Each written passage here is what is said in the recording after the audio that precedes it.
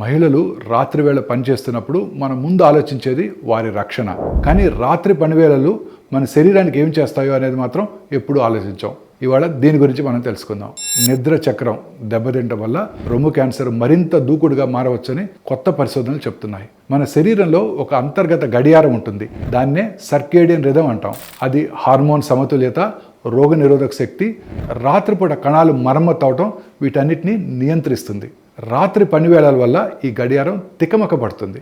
నిద్ర hormone melatonin తగ్గిపోతుంది. ఈ మెలటోనిన్ అనేది అసాధారణ కణాల పెరుగుదలను అడ్డుకుంటుంది.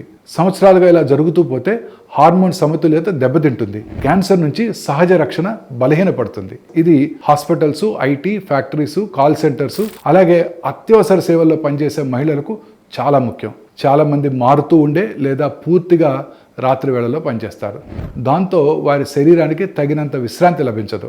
ఆరోగ్యం దృష్టితో కనుక చూసినట్టయితే రాత్రి పనివేళలు కేవలం పని సమస్య మాత్రమే కాదు, శరీరానికి చాలా ఒత్తిడి కలిగిస్తుంది. మన మహిళల్ని కాపాడుకోవాలంటే రక్షణతో పాటు తెలివైన పని వేళలు, విశ్రాంతితో కూడిన నిద్ర, దీర్ఘకాలిక ఆరోగ్య పరీక్షలకు కూడా ప్రాధాన్యం ఇవ్వాలి.